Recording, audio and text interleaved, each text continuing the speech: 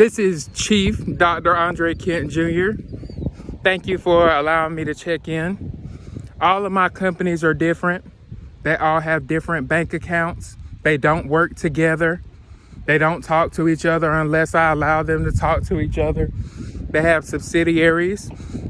And I'm Andre Kent Jr. doing business under the Triton exception.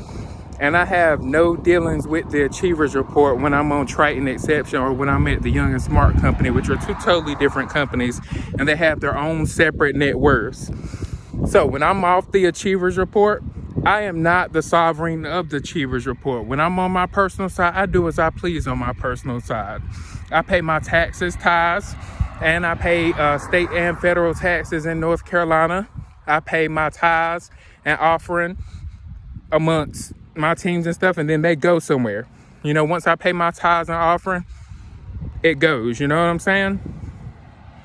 And most people, they didn't get after the Achievers Report. You know, I made my own way. My sweat equity costs. So every time y'all put limited amount of funds in my bank account trying to control me as the state government, if you try and rob me as the state government, Dun & Bradstreet should do its job, and the Secretary of State, who is Miss Secretary of State Elaine Marshall, should actually be able to collect on it, because my booking fee is at least $1 billion.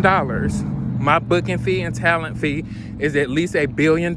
So no, the state doesn't get to just say, yeah, our systems, we don't know what's going on with our systems and stuff. Our stuff is nothing like AJ's, and you know, our stuff has been falling apart for a long time and stuff, and he decided to come in and fix it and donate. No. If you try to rob me, you gonna get robbed live. You are going to get robbed live. If you try to rob me as the state government or the federal government, you're going to get robbed live and legally. You're going to get robbed live and legally. I don't care if you're the head of state. I don't care if you're the president. I don't care if you're the vice president. I don't care if you run the military. I pay my tithes. I pay my offerings. I pay my state and federal taxes. And if you're going to evaluate Bitcoin as a currency through all these other companies, you're going to acknowledge my net worth. You're going to acknowledge the net worth of my owners on the companies. You're going to acknowledge the net worth of the companies themselves. You're going to do it fairly, and you're going to do it the correct way. That stuff is going to get reported to Dun & Bradstreet, and everything that y'all taking, like a video of me right now, my booking fee is how much? How much is my booking fee? So when work study, or, you know, the federal government says I haven't been putting in any hours, or, you know, NC Work says he hasn't really been working, and we go by his purchases on his credit card. So if you go by the purchases on my credit card, because you wanted that stuff connected to the government, and I told them not to do that, not to connect my stuff to the government in that way.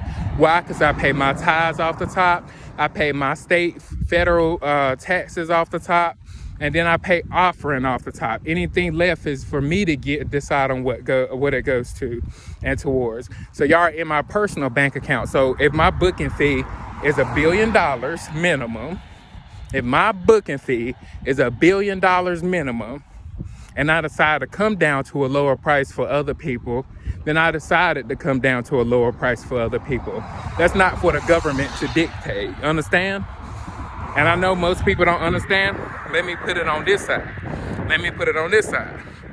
If the government, the federal and state government, want to take something from me from my side as my personal bank account, you are going to respect my booking time. You're going to respect how much sweat equity costs, and you're going to respect what I bring to the table before you even get involved. Because before you get involved, state taxes, federal taxes, church tithes, and church offering are going to be paid, regardless of whether everybody else wants me to pay them or not. That's what's going to happen. And if you don't do it my way, this is permanent record just saying you chose not to do it my way. I don't care if you're the military, federal, police. No.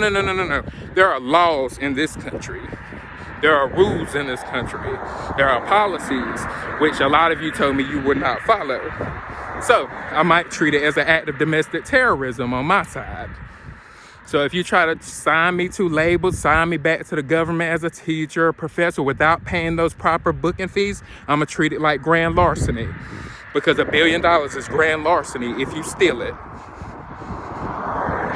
So don't try to say our stuff is, no, your stuff that you have throughout your system and government stuff, plenty of that stuff is basic, better, great, but it's not excellent. And I bring excellent and exceptional to the table. You feel me? You feel me, little dog or big dogs? Understand? I'm at the Griffin side. I'm on the Griffin side. I'm at the small business side where I'm working. I'm not working at the small business center, but if y'all keep looking at my credit cards and in my personal finances in the way you do, and you're not doing it to the way that I said to do it, and separating my stuff the way I classified it for, including keeping my company separate, because you say, well, I don't know if he deserves this or that. You need to, if you're interfering in my day and messing up my deals and standing in interference with the business of my deals, you will be paying that $1 billion booking fee, or I will be reporting you. You will get reported to Dun & Bradstreet and the state of North Carolina, and you can do that stuff and we can hash it out live.